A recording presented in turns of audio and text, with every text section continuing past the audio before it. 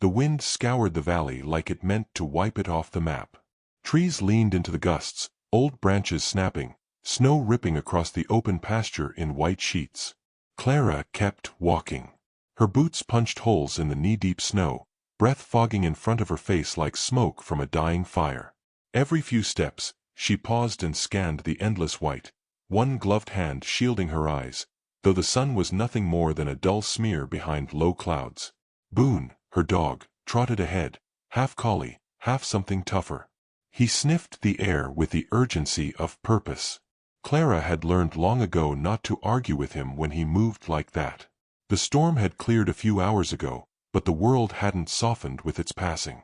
If anything, it felt sharper, hungrier. She wasn't supposed to be out here. Not alone. Not now. The sheriff had said that yesterday morning when she saddled her truck with supplies and left the gate swinging behind her. "He's just a horse, Clara," he'd said, his tone gentler than his words. "If he's out there, he's already gone." But Ash wasn't just a horse. He was the last thing she hadn't let go of.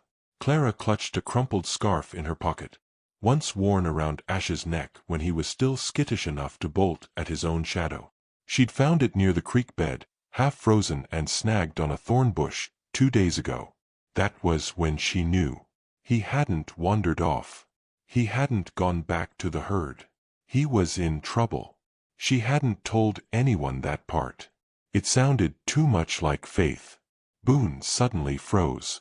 His nose lifted, then he let out a sharp bark and turned hard left, crashing into the drifts toward a patch of broken earth beneath the ridge. Clara followed without thinking. Her thighs burned. Her breath hitched. The cold pierced her like 1,000 tiny needles beneath her coat. Then she saw it. A lump. At first, it looked like a drift shaped by wind, an odd curve too smooth for the land. But the closer she came, the less natural it looked. Her heart quickened. Boone circled it, barking once more, then went silent. He sat down beside it, his ears back, waiting. Clara dropped to her knees beside the form and swept snow away with both hands, frantic. Her gloves iced over almost immediately, fingertips numb, but she kept digging. Then she saw the black of a mane, stiff with frost. The side of a neck. An eye, closed. "Ash," she whispered, voice cracking. She pressed a hand to his nostrils. A breath. Shallow. But there. She let out a sob that sounded more like a cough. "You stubborn son of a gun," she murmured, smoothing snow from his face, her own cheeks stinging with tears that instantly froze. He was alive. Barely. And she was miles from shelter. Clara looked up at the sky. Gray, heavy, indifferent. The sun was already dipping westward. In 2 hours, this place would be black with cold. Ash wasn't moving. No way she could drag him, even with Boone's help. She could mark the spot, head back, call for help, maybe get a team out here by morning. But Ash wouldn't make it till morning. Her hands trembled as she opened her pack. Inside, a thin tarp, a thermos, 2 protein bars, a fire starter, a flask of whiskey, a flashlight, and a frayed rope. Not enough. Not by half. Still, she started moving. She cleared snow around Ash's body, making a cocoon-like hollow so the wind would skim over instead of cut through. She anchored the tarp between her own body and a rock ledge using the rope and a few makeshift stakes. It wouldn't stop the cold, but it might slow it. Then she took off her coat, wrapped it over Ash's neck, and settled in beside him. Boone lay across his haunches, warming him from the other side. "Come on, old boy," Clara whispered, pulling Ash's head onto her lap. "Don't you do this. Not after everything. Not now." Ash didn't stir. His breathing was shallow. She placed her hand over his ribs and closed her eyes. Counted seconds. Matched her breath to his. Like they used to when she'd first broken through his panic years ago. He'd been a wild thing then, barely more than a colt, running with a fractured Mustang herd that had been chased down by government choppers. Most of them were sold off. Ash had bitten the man who tried to lead him into a trailer, and Clara, fool that she was, had seen something else in that fire. She'd taken him home. She remembered sleeping in the hay beside his stall those first nights. How long it took before he let her touch his nose. The way he used to watch her like he couldn't decide if she was a threat or salvation. Grief prickled behind her ribs like frostbite. "You remember that?" she murmured. "You trusted me. Took your damn time, but you did. You can't quit now." Wind screamed over the ridge. The tarp groaned. She shivered hard. She poured a few drops of whiskey into the corner of a protein bar, mashed it up with a stick, and smeared it against Ash's lips. No reaction. She tried again. This time, his tongue flicked. "That's it," she breathed. Her legs had gone numb. She couldn't feel her toes. Her teeth chattered. Still, she talked. About nothing. About everything. About how quiet the house had been since Jim died. About how Boone hated the new feed. About how she was thinking of selling the last pasture before spring. "You were the last thing I saved," she said. "And I wasn't even sure I should have." Ash stirred, just barely, his ears twitching. "I let you go," she whispered. "I thought that was what love meant." She didn't know how long she sat there, half asleep, half praying, body curled around the faint warmth of the Mustang. Boone growled once in the dark, low and short. Her head jerked up. She blinked. Eyes. In the trees beyond the ridge. She couldn't count how many. 4? 6. Mustangs. Ash's herd.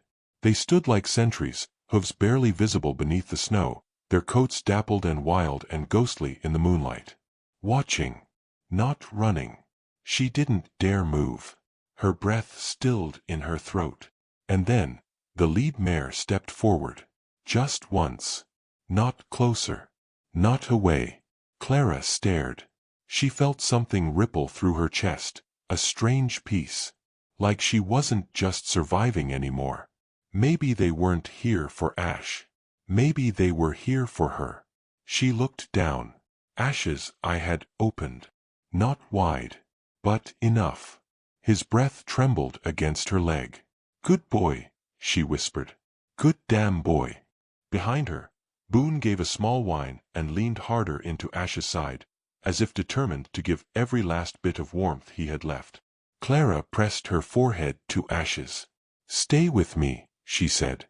"We're not done yet." Above them, the wind had started to ease. Just a little. Enough to hear the faint snort of the herd. Then silence. She didn't know if the Mustangs would still be there come morning. But for the first time in days, she believed Ash might be. The cold pressed in like a living thing, silent, patient, and endlessly cruel. Clara's breath had turned shallow, her lips numb and cracked, but she hadn't moved from her spot beside Ash. The tarp above them flapped like the wings of something trying to escape. Her fingers were raw. Her legs had vanished into a dull ache, and still she stayed curled against the stallion, her body half over his as if her own pulse might restart his. Ash's coat, once sleek and proud, was brittle beneath her touch. He twitched occasionally, small, involuntary spasms like the last sparks in a dying fire. Boone hadn't left his side either. He lay curled on the Mustang's other flank, eyes half closed, tail still. Every so often he'd lift his head and whine, then lower it again like he knew worry wouldn't help, but leaving would be worse. Clara blinked hard and looked around. The herd had vanished with the night. No hoofprints. No lingering warmth. Just snow and emptiness. She could almost believe they'd never been there. That grief had finally bent her mind far enough to conjure ghosts with wild manes and gentler eyes than any humans had offered her lately. She let her hand rest on Ash's neck, stroking lightly.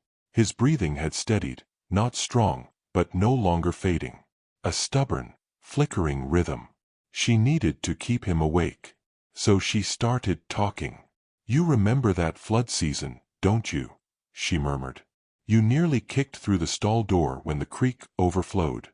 Took 3 grown men and a tranquilizer just to keep you from bashing your head in. And Jim, he just laughed. Said, 'That one's got fight. He'll survive what the others can't.'" Her voice cracked on Jim's name. It always did. Ash didn't respond, but she saw one ear flick. That was your first winter with us. And you hated me. Hated the barn. Hated people. I used to think you'd rather run yourself to death than let me brush your coat. But Jim, he said, wild hearts don't break, they just bruise easy. The memory was so clear it cut. Jim in the barn doorway, boots muddy, arms crossed, that easy smirk that didn't show his grief when he thought she wasn't looking. He'd been the one who first believed in her stubbornness. Not in the ranch, not in money. They never had much of that. But in her ability to stay when others left. She missed his steadiness like a limb that had been cut off and stitched with silence. Ash shifted beneath her. A twitch in his muscles. She saw his eyes flutter open, the lids heavy with exhaustion. "You're here," she whispered. "You stayed." The storm had passed, but the wind still hummed through the valley, low and endless like a lullaby sung by the earth. Clara pulled the edge of the tarp lower over Ash's body, leaning her back into the snowdrift behind her to block what she could. Her hands were shaking now. She fumbled with the thermos, cracked it open. The contents were lukewarm at best, but she cupped her hands and brought it to Ash's mouth. "Come on," she whispered. "Just a little." She tipped it gently. A drop spilled on his tongue, then another. Finally, a slow sip. Then more. His throat bobbed once, twice. His eyes blinked. He breathed deeper. "That's it," she murmured, the relief washing through her so violently she nearly sobbed. There were no miracles. Not the way people told them in church or wrote them into stories. There were only moments, fragile, suspended between giving up and holding on, that chose one direction over another. Clara had lived most of her life in those kinds of seconds. Not blessed, not lucky, just unwilling to walk away. Boone sat up and nudged Ash's face. The horse flinched but didn't pull away. Clara managed a tired smile. "He remembers you. Smart boy." She leaned back against the icy slope, trying to find some feeling in her legs. Her thighs ached, her feet were numb, but there was no turning back now. She had passed whatever invisible threshold existed between rescue and survival. "Do you know," she said softly, "that after Jim died, I didn't step foot in the barn for almost 2 months? Couldn't do it. Couldn't bear the smell of hay or the sound of creaking wood. Even the horses looked at me like I was a ghost. But you broke the gate one night. Stared me down like I owed you an apology." Ash's nostrils flared slightly. Boone thumped his tail once on the snow, sensing the tone shift. "You made me come back," she said. "Made me feed you, brush you. You wouldn't eat unless I did it. Like you knew I needed the damn ritual more than you needed the food." Her fingers drifted along his cheekbone, gently, reverently. "And maybe I did." She closed her eyes and leaned into the silence. It wasn't empty, not like before. Boone's breathing. Ash's faint movements. The soft creak of the tarp. Even the snow seemed to hush its fall, as if listening. Her mind began to drift, pulled by exhaustion and cold. The weight of too many sleepless nights and too much memory blurred her edges. She dreamed, not of Jim, but of the younger version of herself, walking alone through this same pasture, years ago, eyes filled with fire and frost. She startled awake when Boone barked. It wasn't loud, just a warning note. Her eyes flew open. A shape moved across the distant hill, a man on horseback, silhouetted against the pale dawn. Clara squinted. The outline was familiar, though she hadn't seen him in months. Mac. He rode slow, his horse picking carefully through the snow. He stopped at the crest, raised one hand. No expression, no words. Just acknowledgement. Clara didn't wave. Couldn't. She just held Ash tighter. Mac dismounted, tied his reins loosely to a sapling, and trudged toward her, his coat heavy with frost, hat pulled low. "You always did pick the worst places to camp," he said when he got close, voice dry as tinder. Clara let out a breath that might have been a laugh. "Didn't want company." Mac crouched beside Ash, looked him over, nodded. "Looks like hell." "So do I," Clara muttered. He pulled a thermos from his own pack and handed it to her. "Yours probably tastes like regret and despair. Try this." She sipped. "Coffee. Hot. Black. Blessed. Trucks up the ridge," Mac said. "Got a tow sled. Couldn't find your boot prints on the way up. Figured either you froze or you were stupid enough to stay." "I wasn't leaving him." Mac didn't argue.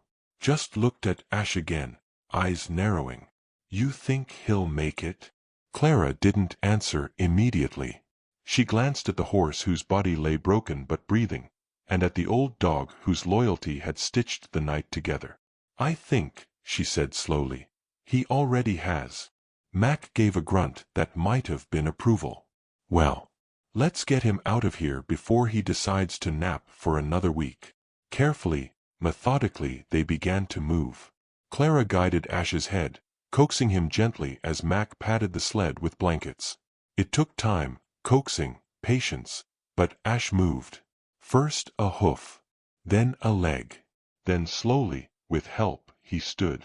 Just barely, but he stood. Clara steadied him with her whole body, arms wrapped around his neck, lips near his ear. She didn't speak. Didn't need to. Her breath was enough. Her presence was enough. Together, they walked through the snow. Slow. Fragile. Triumphant. At the top of the hill, Clara paused and looked back once. Not at the pasture, not at the place Ash had almost died, but at the empty spot where the herd had watched. There was nothing there now. But in her chest, something had lit. She climbed onto the sled beside Ash, and Boone leapt in after her. Mac mounted and turned his horse downhill. The trail back home glimmered in the morning light, not yet warm, but promising. And for the first time in too long, Clara let herself believe that not everything buried was meant to stay lost. Ash slept for most of the first 3 days. Clara checked on him every few hours, slipping into the stall like she might wake a storm if she breathed wrong. The old barn creaked with every gust of wind outside, the rafters swollen with thawing snow. A single heat lamp buzzed above the Mustang's back, casting a golden circle that flickered like a halo. Boone stayed just outside the stall, front paws crossed, ears alert. Ash didn't move much.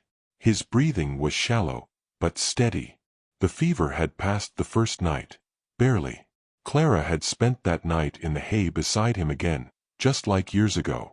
She rubbed his legs every few hours, coaxed water between his cracked lips, and whispered stories from a life that still felt more like a shadow than a memory. "You always did like trouble," she murmured once, brushing ice crystals from his mane. "But this one nearly took both of us." Mac came by twice, once with medical supplies and again with enough hay to last through the month. He didn't linger. He'd never been much for words. But Clara had seen the way he looked at Ash, like something sacred had managed to crawl back from the edge of nothing. He didn't say it aloud, but she knew it showed on his weathered face. By the 4th day, Ash lifted his head. Clara froze mid-step, a flake of alfalfa still clutched in her fingers. The horse blinked at her, long and slow, like someone waking from the bottom of a dream. His ears flicked forward. One hoof shuffled in the straw. Then he nickered. Soft, hoarse, uncertain. She dropped the flake and fell to her knees, tears blurring her vision. She pressed her forehead to his and didn't say a word. Sometimes words weren't the right kind of prayer. Ash took food the next morning. Small bites, slow chews, but he ate. Clara held her breath between every swallow, afraid he might stop, afraid it was another false hope. But he didn't. He finished half the flake and licked the bucket clean. "You magnificent mule-headed miracle," she whispered, grinning for the first time in what felt like months. Her voice was raw from silence, from cold, from too much holding in. Ash blinked at her again, then dropped his head into her lap. Boone barked once in the distance, then went back to chewing a stick as if the world hadn't just tilted back into something resembling grace. Clara didn't leave the barn that day, or the next. She fixed the warped door hinges. rehung the rusted tack. She even mended the old blanket Jim had used to ride with in winter, though she didn't know if Ash would ever wear it again. Part of her didn't care. Her hands just needed something to do that wasn't trembling. Outside, the snow melted in slow drips off the eaves. Patches of grass peeked through where the sun hit strongest. Spring was inching back in. Quietly. Persistently. Clara didn't say much to the neighbors. A few came by to drop off soup or ask if she needed grain. She nodded, thanked them, and gave polite smiles. But she couldn't explain it to them. Couldn't put into words what it meant to see Ash lift his head, to see the color returning to his coat, to feel his breath warm and even beneath her touch. They didn't understand that it wasn't just a horse recovering. It was her. On the 9th morning, she opened the barn door and let the light pour in. Ash squinted, ears tilting toward the warmth. He stood slowly, still cautious, still leaning heavier on his left leg, but he stood. Clara stepped aside and held the door open longer than necessary. The Mustang blinked at the snow-dappled yard, the fence line, the trees beyond. He didn't step forward. She didn't push him. Healing wasn't something to be forced. Not for him. Not for her. Later that evening, she found herself sitting on the porch steps with Boone pressed against her thigh. The stars were just beginning to burn through the dusk, and the barn lights glowed behind her like a lighthouse in fog. Her boots rested on the worn wooden planks. A mug of coffee steamed in her palms. The silence around her wasn't heavy anymore. She heard hoofbeats behind her. Ash, moving slow, had stepped out into the paddock for the first time since they brought him home. His breath curled into the air like smoke signals. His head lifted. Ears forward. Eyes alert. Not broken. Not wild. Something in between. Clara stood. Ash met her eyes. And walked toward her. He didn't rush. He didn't falter. But he came, across the cold dirt, through the thin crust of snow, and stopped just in front of her. His muzzle found her hand like it had always known where to go. She didn't cry. She didn't have to. Instead, she ran her fingers through his mane and said, "You still know me." Ash let out a soft sound. Not a whinny. Not quite a sigh. Clara looked toward the hills, where the tree line rose sharp and dark beneath the stars. She remembered the Mustang herd watching from those woods. She remembered the feeling of not being alone when everything inside her had gone quiet. And she remembered what it was to trust something wild, even when you had every reason not to. The days grew longer. Ash's steps grew surer. Boone started following him around the paddock again, and Clara laughed at the sight. Dog and horse, side by side, like the winter hadn't tried to bury them both. She didn't talk about selling the ranch anymore. The papers were still in the drawer where she'd stuffed them last October, after another lean month. But now, the idea felt distant, like a conversation from a different lifetime. Mac showed up one afternoon with a box of bolts and new fencing boards. "Heard your east pastures leaning like a drunk," he said. Clara nodded. "It is." They worked in silence for a while. No music, no radio. Just hammer strikes and the sound of Boone chewing sticks again. When the sun started to dip, Mac leaned on the post and glanced toward the barn. "You gonna keep him?" he asked. Clara didn't answer right away. Ash stood in the distance, tail swishing, eyes fixed on the far ridge. "I think he's already made up his mind," she said. Mac studied her. "And you?" She looked down at her gloves, then back at the Mustang she had once feared she'd lost. "I think I'm remembering how to breathe again," she said. Mac didn't press. He just nodded and went back to work. That night, Clara sat in the barn again. She didn't have to. Ash was fine now. He'd gained back strength. He'd started running short bursts again when Boone teased him into it. But she stayed anyway. She leaned against the post where Jim used to sit during winter nights, hat tilted back, talking nonsense to the horses until Clara would call him in for supper. Ash stood nearby, half asleep. Boone snored softly in the corner. Clara reached into her coat pocket and pulled out the scarf she'd found snagged on the thorn bush days before. his old red halter scarf. It was still frayed, still damp around the edges. But it was his. And hers. She walked over slowly, tied it loosely around his neck. He didn't move. "You brought me back too," she whispered. The lanterns burned low. The barn creaked and settled like it was exhaling after holding its breath too long. Ash leaned into her touch. And the quiet, for once, didn't feel like loneliness. It felt like peace. The sun climbed slow over the horizon, casting gold across the frost-laced fields like someone had spilled light by accident. Clara stood just outside the barn, one hand on the gate, the other resting on Ash's shoulder. He was strong again, leaner, maybe, but whole. His coat caught the morning glow, the deep gray streaked with soft silver where the winter had left its mark. He sniffed the wind, ears flicking. Alert. Restless. It had been almost 5 weeks since she pulled him from the snow. And now he was asking to go. Not with words. Not with movement, even. But with stillness. That way horses had of knowing where they belonged and starting to shift their weight toward it. Clara had seen it before, wild eyes going soft for a moment, then turning to the hills with something inside them that she couldn't touch. She had known this was coming. She just tried not to admit it. Boone sat beside her, tail quiet for once, as if he understood too.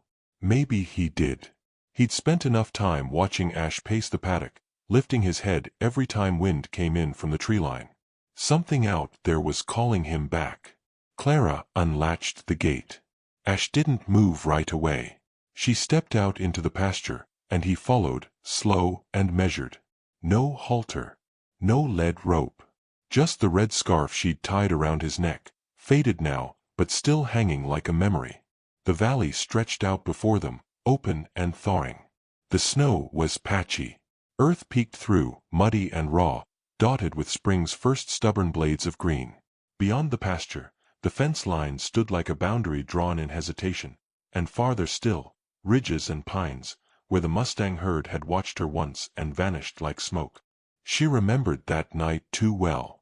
How they'd appeared like ghosts in the trees, and then left just as silent. She hadn't seen them since. But she felt them sometimes. In the rustle of leaves, in the sharp look Ash would throw toward the horizon. Like he remembered the weight of their gaze as much as she did. They climbed the ridge together, slowly. Clara kept her steps even, letting Ash walk beside her rather than behind. She didn't speak. There was nothing left to say. Just the crunch of dirt beneath their feet and the distant cry of a hawk overhead. When they reached the top, she stopped. Ash stepped past her by only a few inches. He looked out over the valley. The sun caught his face in profile, and she saw him as he truly was. No longer the broken animal she'd pulled from a snowdrift, but not quite the wild colt she'd once nursed back to life either. Something new. Something between. She sat on a rock near the edge and let her legs dangle. Boone laid down beside her, chin on his paws. The breeze tugged at the hem of her jacket. She watched Ash take a few steps forward, then pause, nostrils flaring. He made a low sound. Not a cry, not a challenge, just a note. Almost like a question. And the forest answered. It was faint at first, just the crunch of distant hooves. Then more, branches swaying, low murmurs in the wind. A mare appeared first, dappled and slim, followed by 2 younger stallions and a chestnut yearling. They came from the trees like smoke made flesh. No fanfare. No warning. Just there. Ash lifted his head.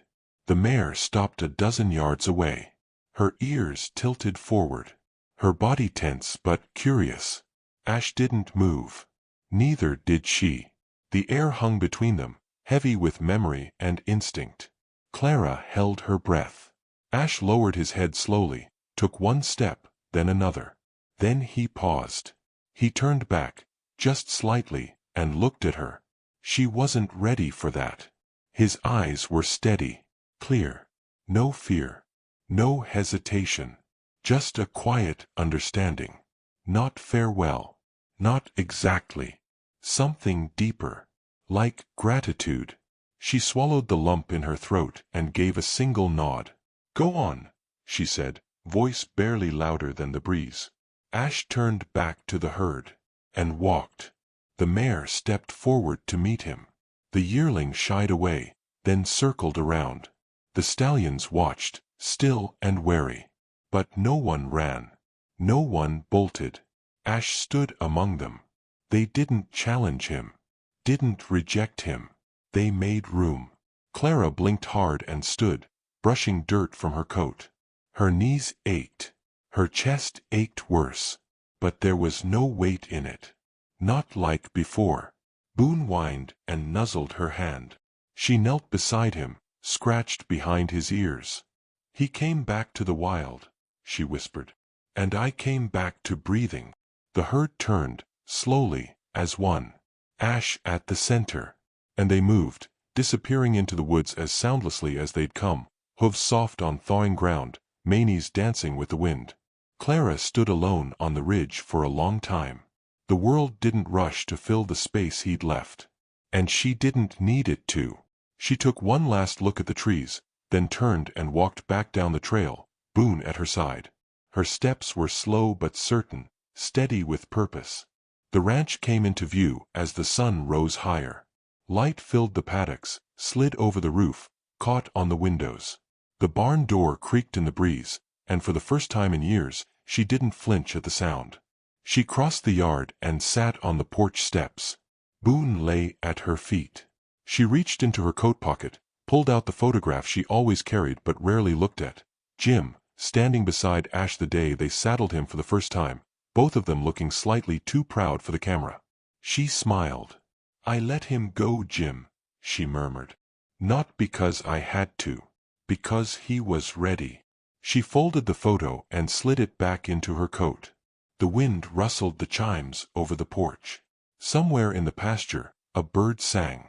And in the quiet that followed, Clara closed her eyes, not to forget, not to escape, but to remember. Everything she'd lost.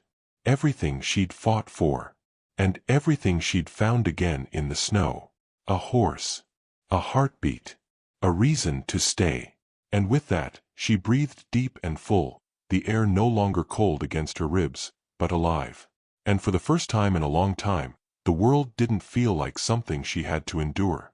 It felt like something waiting to be walked back into.